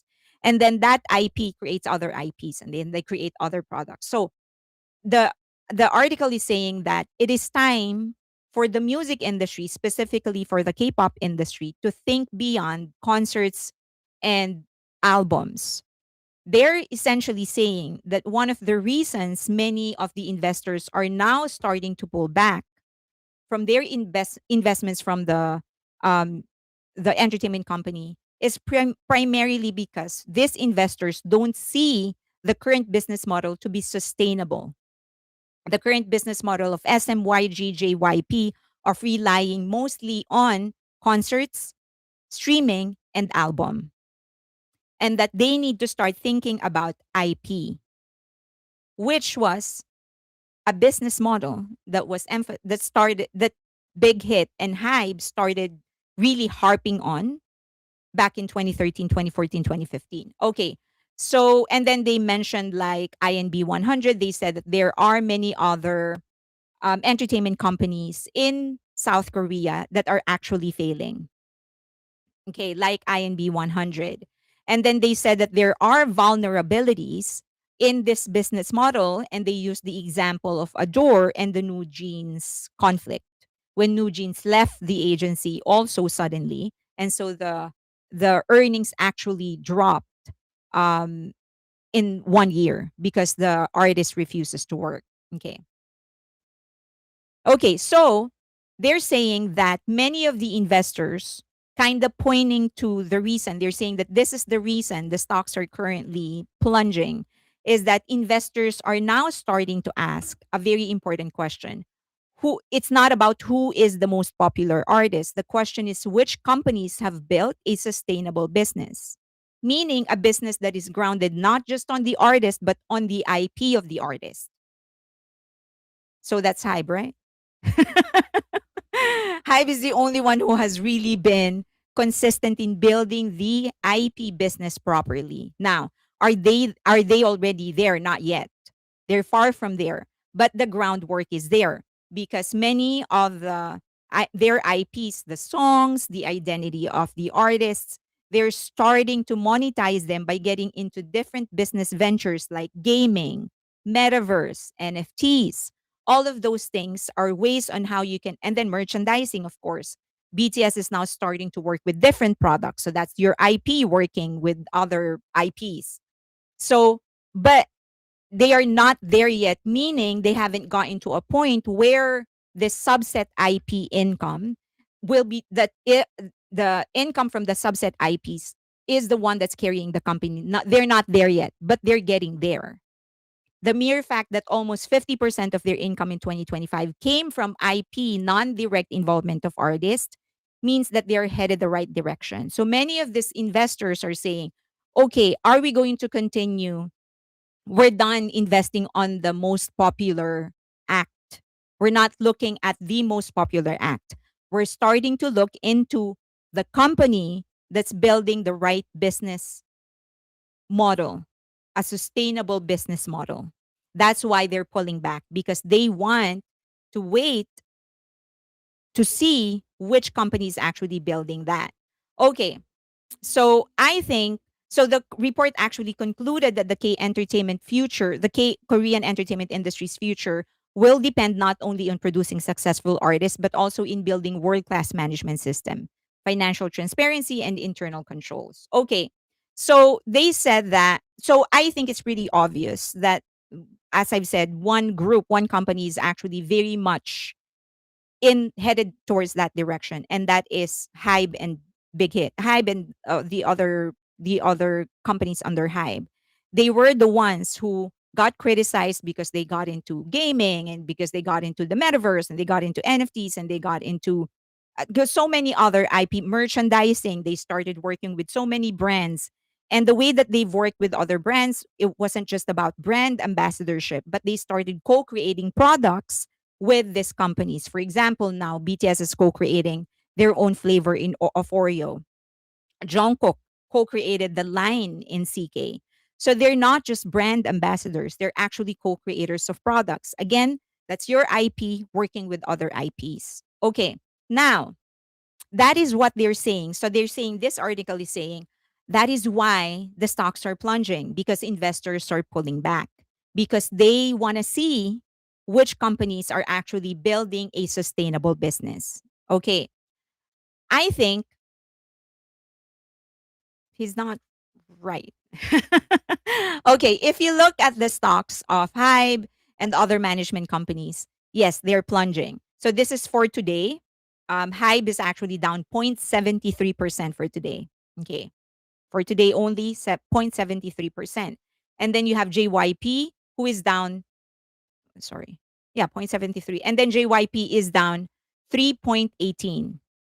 And this is significant because Big Hit is actually Hybe is actually a bigger company. So you would think that when they dip bigger. Okay. So JYP is actually dipping bigger than Hybe is dipping. YG is down 1.70%. And then SM Entertainment is down. Oh, they're equal. SM actually started, they closed the same way they opened. It's 73,300 Korean won.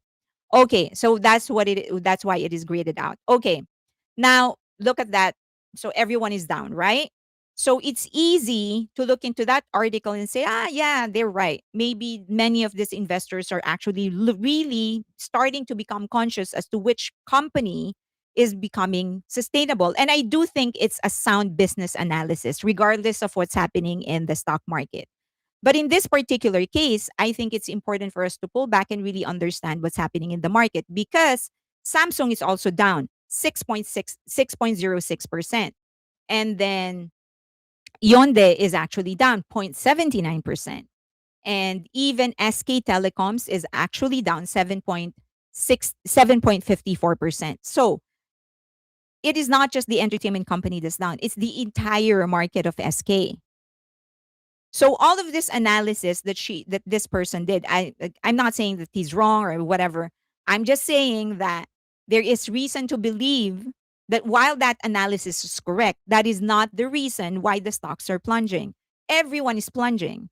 And so what's happening in the entertainment industry is not affecting it's not affecting Samsung or SK Telecoms or Hyundai.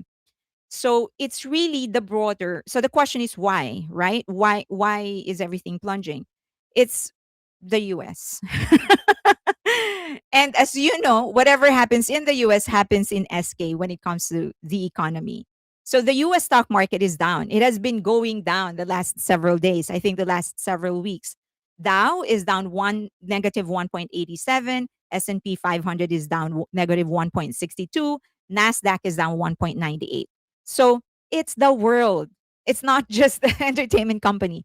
Again, I'm not saying that the analysis is wrong. I actually agree with that analysis. I think many investors are going to really start looking into the business health, the sustainable business models of different companies. But I don't think that is the reason the stock market has been going down. It's just the US. Whatever happens in the US happens to the rest of the world.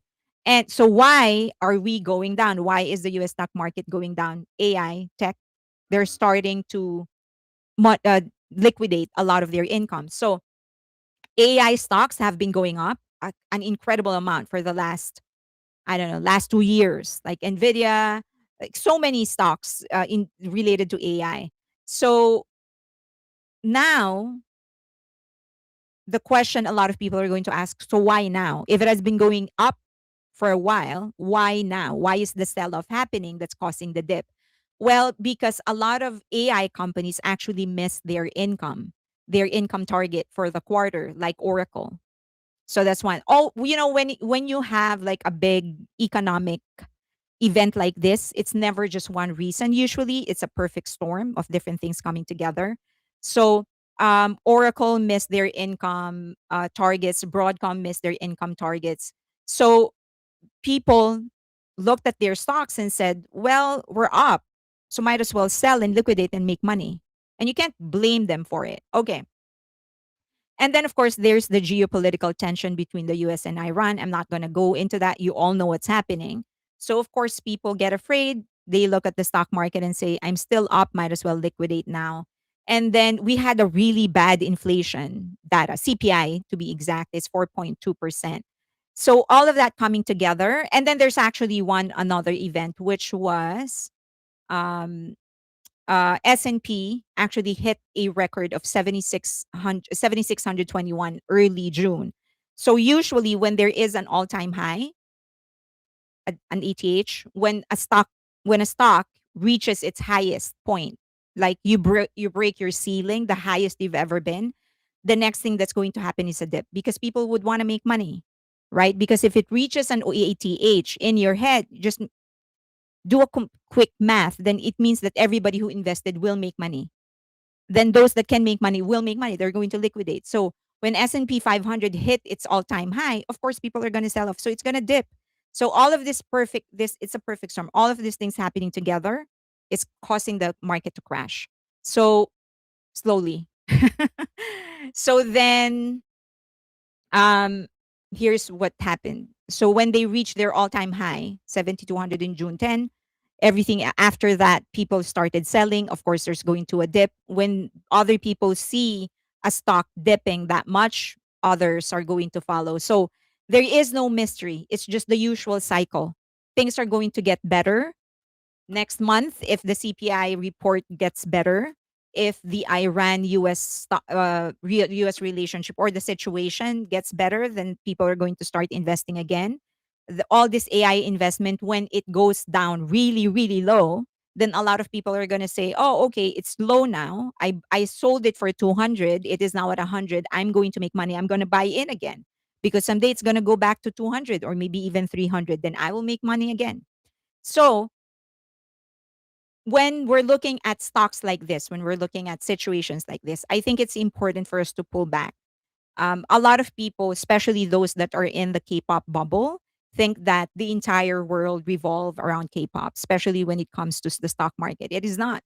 Just like any other industry, the stock market industry of the entertainment companies also get affected by the general stock market in the stock market temperature, the whatever is happening, the trend. Okay, I hope that was helpful in explaining what's happening with the stocks. I think I have one more slide here. Um, oh, okay. So a lot of people, someone actually asked me why is the U.S. stock market affected by, why is the South Korean stock market gets affected by the U.S. stock market or the economic condition of the U.S. Of the U.S. Because SK is actually an export-driven economy. A lot of the things that they produce in SK, they export to the US. So if the US stops investing, if we stop buying, then no one's going to buy their products. So that's one. And then the other thing is that it's actually a tech sector overlap. A lot of the things that SK create, we actually need for our own product. So we need to buy them. If we stop manufacturing, if we stop doing anything, if we stop buying, they get affected. And then the other thing is foreign investor flows. A lot of the investments that's going into South Korea, they're actually coming from the US, funds that are in the US. So if that fund from the US says, okay, I'm going to need my money back, then of course the stock of South Korea will dip. And then monetary policy. So um, next time you see any kind of narrative online talking about stocks and talking about, I think just the first thing that you need to do is just pull back and check the other stocks of other companies and see what's happening. So most likely you're going to see that what's happening with one company is happening to others, or that there is a broader economic reason for it. Okay. Um, anything? Do you have questions before I move on to the next topic? I've seen people say that the main reason HYBE stock went down was because of Heesung's leaving. I saw that. It was. I think it was like one of the funniest things ever. No, I mean, I'm sure that there were some like fans who were invested on on HYBE who decided they were going to sell when Heesung left, but that's probably less than 10 people. The last thing that you do really as an investor when I'm investing, the last thing that I look at is the fans. I don't care about what the fans are gonna say. Um no. Okay, question. Um we all are affected by the US market. Even here in New Zealand, it can affect us. Yeah, because it's the biggest economy in the world. We're the biggest buyer of anything. So whatever happens, so if we stop buying and people are going to stop earning from whatever it is that they're selling. Okay. Miss Fearing, so sorry to stress you, but you really got to make the book about BTS because it's so unfair that all these people keeps on minimizing BTS's impact or taking their achievement. Yes. So on Monday, I'm going to, that's part of the my live stream on Monday. I'm going to give you like a clear update on where I am. Um, with the book. So the next step would be for me to write a lot of letters, make a lot of phone calls so that I can start doing the interviews. But the outline and my own research is pretty much done. So essentially what I just need from the interviewers for from the people that I will be interviewing are their own broader like view of what's of the market and stuff like that. But I'll provide an update on Monday. Okay. Um, if you can buy or sell gold when the market is down, you got it right. Yeah. Well, one thing that about gold is that you just gotta make if you're buying directly, meaning you're physically you have direct exposure and you're actually keeping the gold to yourself. That'll be great. You just need to make sure that it is secured. But if not, the other thing that you need to make sure is that you're going to be holding it for a long time because the fees are going to kill you. But it's a good investment, but it's a long term investment. Okay. Should I move on to the next topic? Um, yeah, a safety box. I hope you interview P Dog. I'm certainly gonna try. I don't actually really need a lot of like people in Hybe. But as I've said, I think there are things that definitely Hybe can only Hybe and Big Hit can talk about or BTS can talk about. But I think when it comes to their impact, it has to be discussed by other people. Otherwise, it's just bias, right? So it's more like for endorsement or legitimacy or something like that. But anyway, I'll discuss more on Monday. Okay. Please make sure that you stream Come Over. It's going to be has it been released? But anyway, just make sure that you stream Come Over. I hope we can get it inside Billboard Hot 100. It would be a nice treat for BTS. Okay, and then watch the dinner, Festa dinner. It's 22 minutes or something, right? Okay, I will watch it later. Now, someone actually asked for me to just repeat the tips on how to properly stream Come Over. So, okay, don't stream exclusive BTS or exclusive Come Over. So definitely do not loop and don't make it the only thing in your um, playlist. So that's one. Number two, don't have any kind of pattern. Putting 2 to 3 songs in between Come Over is a pattern. So you have to make it varied. It has to be 3 songs in between, and then one, and then seven, and then 12, and then five, and then two, and then just don't have any kind of pattern. And then rest, turn it off for an hour or two overnight. If you can, if you have the means to do so, use different kinds of paid um, subscriptions so you can utilize free trials. Have a free trial in Apple and then Amazon Music. So when one is resting, you can turn on the other one and continue streaming. Don't just stream using one playlist. You have to shift from one playlist to another. Again, rest. Don't just continuously stream. Stream other artists. If you're concerned about streaming artists that are competitions of BTS, you can choose a local artist, a classical artist, an artist with 100 streams, someone from your own country, someone you've never heard before, someone who is just like Michael Jackson. I don't know, the Beatles. Those are not competitions of BTS.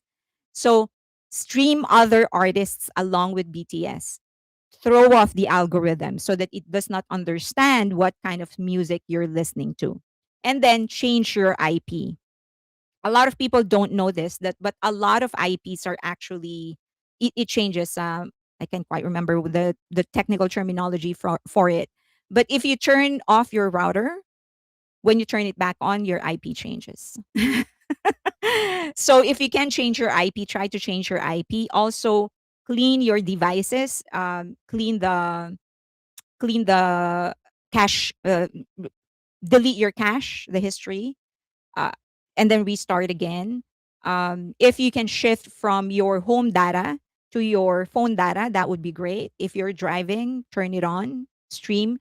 So the objective is to just not provide the algorithm any kind of pattern. Remember that they actually mark accounts. Once they mark you a bot, you're just a bot forever. That no matter dynamic IP, there you go. Thank you. Dynamic IP is what you call it. It changes, the IP changes. There are for a lot of some companies actually have static IP because they need it for whatever, but most of like IPs in homes, they're dynamic. So if you turn off your router and turn it back on again, it's a different IP now. So okay, that's just the tips. Those are the ways on how you can make sure that your streams are going to be counted. And as I've said, always remember, once they block you, once they mark you a bot, it's hard to come back from that. So it's better to stream 10 times and make sure that your 10 streams are actually counted than stream 1,000 times and your streams not be counted. So happy streaming. Okay, anything else? I have 6 minutes before. My time is up. I have stream. I have my stream boost playlists. BTS 1970 song. Also stream Arirang top to bottom. Yes. Stream Arirang top to bottom, and then also interact with your playlist. So every now and then, delete a song, change it. Um, Make sure you unlike artists that you don't want to hear. Make sure that you mark them. You tell the system that you don't want to hear this. Don't do autoplay, especially at night, like when you're sleeping. They're going to autoplay things that you don't want to hear. Um, Try to play the playlists of others, but make sure you trust that person, the owner of the playlist, because they could change it midway. And a lot of people actually do that. Like initially, they would put up like BTS playlist, and then after a day, they change it. Chart master report went on Friday for the paid for the members only. Is there a way to tell if your IP is dynamic versus static? Well, you usually have to pay for a static IP. So if you're not paying for it, you're most likely dynamic. Another way to test it is to check your IP now and then turn off your router, turn it back on again, see if it changes. If it changes, then you have dynamic IP.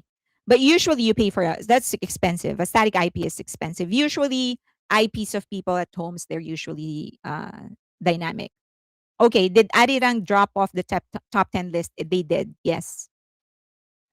This is a perfect time to listen to all BTS songs. There's tons of newbie still want to hear back to back. You can make someone else's playlist yours. I have removed other artists, but they keep coming back. Just like include like local artists. You can't exclusively trace it. You cannot exclude. You should not. You can, but you should not exclusively stream BTS. They're going to mark you a bot. If you are a paid account, will they still mark you as a bot? Um, yeah, they can still mark you a bot even if you're a paid account. Yes. What is the IP? So if you, how do I make you find your IP? Actually, if you type in your browser, sorry, it's it's buffering. My computer is buffering. If you open a browser and then um if you type what's my IP, it's going to tell you what's your IP. So, yeah, it's going to tell you what your IP is. Uh yeah. Go to a browser now, open a browser and then type what's my IP. Okay, thank you for all your efforts in keeping us informed with the actual facts of situation versus the crazy chaos of the netizens. Thank you. I hope I'm helpful. AI choice was 100% better than mine. It shows 30 room fortress. Okay. I hate having a company dictate how I use a product I'm paying for. Exactly. Yeah. It's actually wild that uh an IP determines if a person or not. Like when did we get to this? um like how, yeah, it's funny. Like a bot is going to determine whether you're a bot or not. That you have to prove to a bot that you're human. It's crazy. How do you know if you don't know? You will never know. So don't get marked a bot. Um Remember to give Fairlane a like. Yeah, please. Okay, Fairlane, how's your family? They're fine. I saw you both. The volcano. The volcano. They're fine. They're very far from where the volcano explosion. Thank God. There's a lot of like active volcanoes in the Philippines. One of that before this is a story I'm going to tell before I close.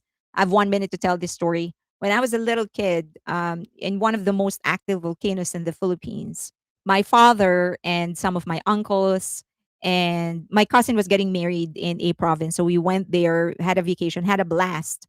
And then the relatives of the guy that my cousin was going to marry said that, "Oh, I can take you inside a volcano." Isn't that crazy? And it was an active volcano. It was an active volcano. If you want to check it out, it's called Taal. Taal. Taal volcano. And I think I still have my father's picture in there.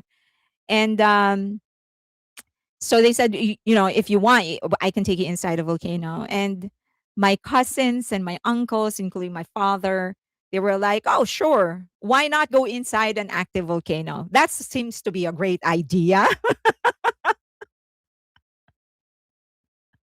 So they did when they go inside an active volcano.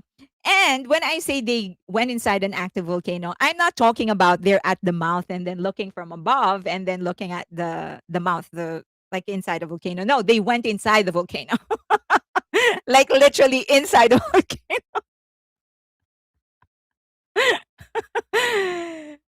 Crazy. I don't know.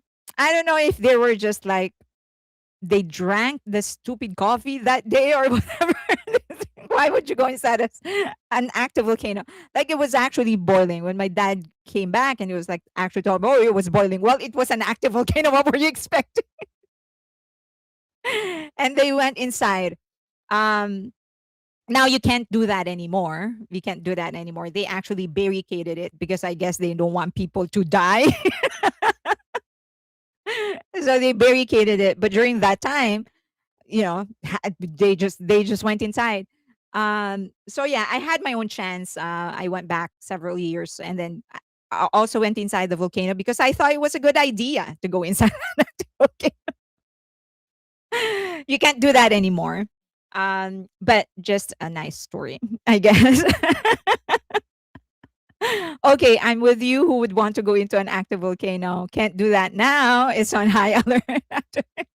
Yeah, I'll go find the pictures that he had. But my dad was like, "Oh, pointing at the boiling water inside the volcano." It's like, "Oh, well, it's active." What were you expecting? Oh my god. Okay. Thank you so much for being with me. I guess for the paid members, I'm going to see you on Friday. I have a lot. We have a lot to discuss. So one of that would be Chart Master, and then the continuation of I have some more things to show you guys, and then the continuation of the IFPI report. We'll continue that, and then some more stuff about the collaboration of BTS and Nike. This one's fun. The Nike collaboration is fun, and I'll try to finish the brand document of Jungkook because we started that we never finished. Like, we started that like a month ago. So I'll finish the brand document of Jungkook. We'll talk about the Nike BTS collaborations. We'll finish IFBI and then Chartmaster. Okay. Good night, everybody. Thank you.